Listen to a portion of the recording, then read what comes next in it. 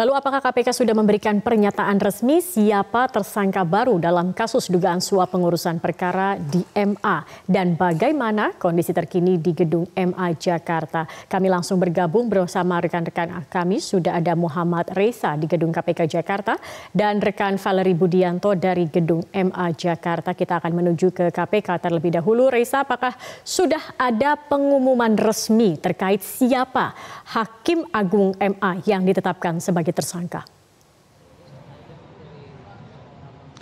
Zakia, hingga malam hari ini belum juga ada pengumuman resmi dari pihak Komisi Pemberantasan Korupsi terkait dengan siapa dan berapa orang yang ditetapkan sebagai tersangka baru dalam kasus pemberian dan juga penerimaan pengurusan suap penerusan perkara di Mahkamah Agung. Dan tadi kami sudah menantikan sejak siang hari, namun hingga malam hari ini memang KPK belum memberikan keterangan resminya. Dan berdasarkan keterangan dari juru bicara KPK Ali Fikri mengatakan dan juga meminta masyarakat untuk bersabar karena hingga saat ini dari penyidik masih melakukan pengumpulan alat bukti untuk penetapan tersangka, karena memang sesuai dengan aturannya KPK harus mengantongi setidaknya ada 2 alat bukti untuk bisa menetapkan seseorang menjadi tersangka.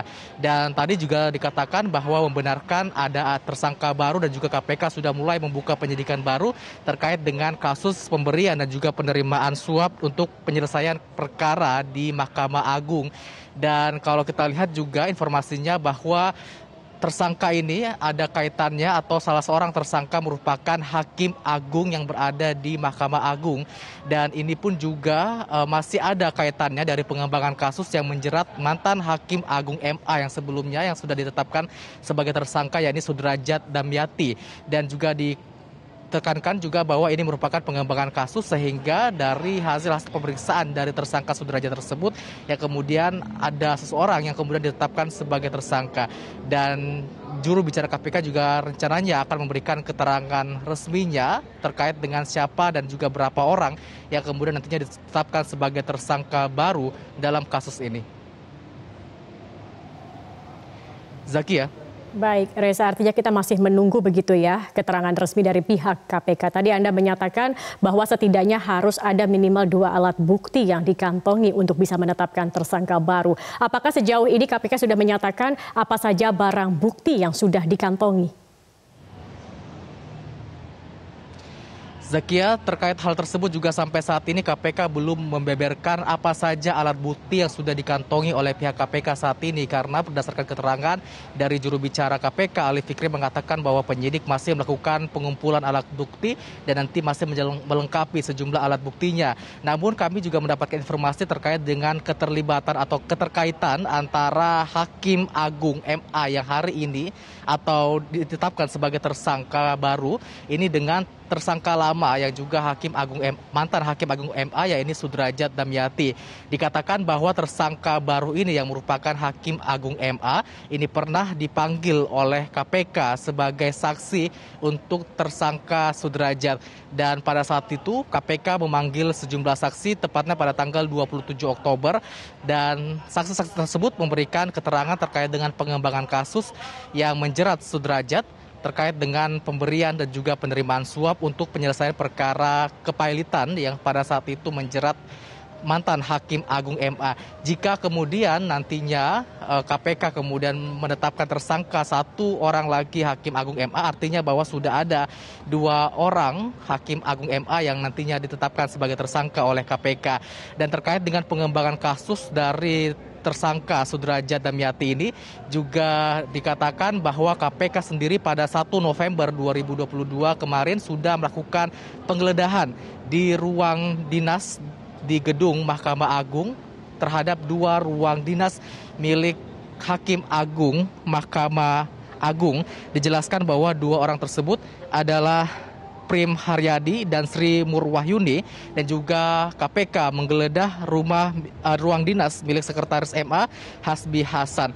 Dan kita juga masih menunggu terkait dengan konferensi pers penetapan tersangka dari kasus penerimaan dan juga pemberian suap untuk penyelesaian perkara di Mahkamah Agung. Zakia. Baik, Reza, kami akan terus tunggu bagaimana perkembangan dari gedung KPK. Terima kasih. Dari gedung KPK kita akan menuju ke gedung MA. Sudah ada Valerie di sana. Valerie, seperti apa kondisi pengamanan di gedung MA malam ini? Baik Zakia, kondisi pengamanan gedung Mahkamah Agung di malam hari adalah terdapat pengamanan dari personil TNI yang sudah dikerahkan sejak kemarin hari Rabu 9 November 2022, di mana memang personil TNI yang dikerahkan ini berasal dari pengadilan militer. Hal ini juga sudah dikonfirmasi oleh juru bicara Mahkamah Agung Ali Samsan Ngandro. Namun ada hal yang menarik di sini terkait dengan mekanisme pengamanan oleh TNI, di mana berdasarkan keterangan yang kami dapatkan dari Satuan Pengamanan di lingkungan Mahkamah Agung dinyatakan bahwa personil TNI ini hanya berjaga di dalam gedung Mahkamah Agung saja. Sehingga di luar wilayah gedung Mahkamah Agung sejak pagi hari tadi hingga malam ini tidak terlihat adanya personil TNI. Hal ini karena memang wilayah luar gedung Mahkamah Agung ini masih dijaga oleh Satuan Wilayah Pengamanan Lingkungan Mahkamah Agung atau pengamanan internal dari Mahkamah Agung. Tadi kami awak media sempat berusaha untuk masuk ke dalam untuk melihat dan mengkonfirmasi apakah benar ada personil TNI yang berjaga di dalam gedung Mahkamah Agung, namun kami tidak diizinkan oleh pihak Mahkamah Agung dengan alasan agar kami tidak mengganggu aktivitas maupun jalannya pekerjaan di Mahkamah Agung. Terkait tujuan dari pengetatan pengamanan di Mahkamah Agung ini dinyatakan bahwa dilakukan pasca Mahkamah Agung melakukan evaluasi terkait pengamanan di lingkungan Mahkamah Agung, di mana dari hasil evaluasi tersebut disimpulkan bahwa Mahkamah Agung dinilai pengamanannya masih belum memadai, dan oleh karena itu pihak dari pengamanan Mahkamah Agung segera meningkatkan pengamanannya dengan mengerahkan atau mengambil personil TNI dari pengadilan militer.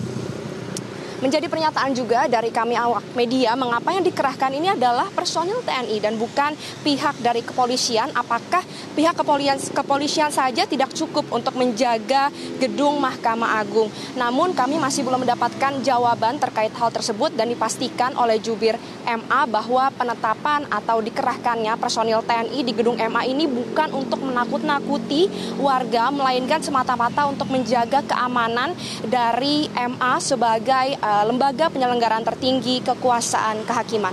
Zakia.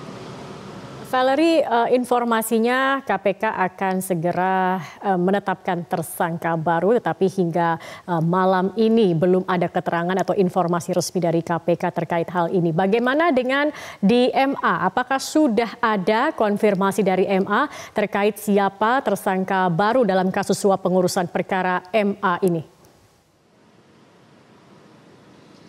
Zakia, hingga kini kami masih menunggu informasi maupun respon dari pihak Mahkamah Agung terkait apakah benar akan ada tersangka baru yang merupakan pejabat Mahkamah Agung yang ditetapkan sebagai tersangka kasus suap penanganan perkara di Mahkamah Agung oleh Komisi Pemberantasan Korupsi. Sebenarnya kami awak media sudah mendapatkan beberapa informasi, namun kami masih menunggu apakah informasi tersebut benar, dan kami akan terus menanyakan dan juga menghubungi pihak terkait baik itu jubir MA maupun pejabat lainnya yang memang bekerja di Mahkamah Agung terkait kebenaran informasi ini. Namun sebenarnya Zakia, sekitar beberapa hari yang lalu, tepatnya pada hari Selasa 1 November 2022, KPK ini sempat menggeledah gedung Mahkamah Agung, di mana KPK ini menggeledah total 3 ruang dinas pejabat Mahkamah Agung, yaitu terdiri atas 2 ruang Hakim Agung dan 1 ruang Sekretaris Mahkamah Agung. Adapun kedua ruang Hakim Agung yang diperiksa atau digeledah oleh KPK adalah ruangan dari Hakim Agung bernama Pim Haryadi dan juga Hakim Agung bernama Sri Murwahyudi. Sedangkan untuk Sekretaris Mahkamah Agung yang ruangannya juga digeledah oleh KPK atas nama Hasbi.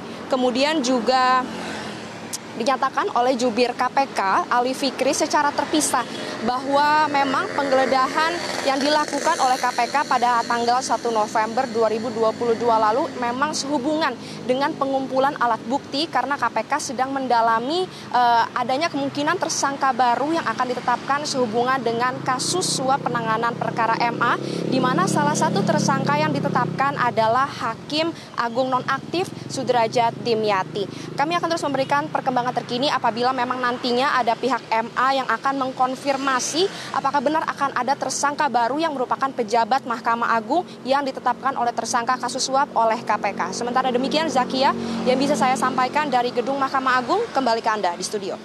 Valerie Budiato, terima kasih atas informasinya, dan sebelumnya ada rekan Muhammad Reza. Terima kasih teman-teman.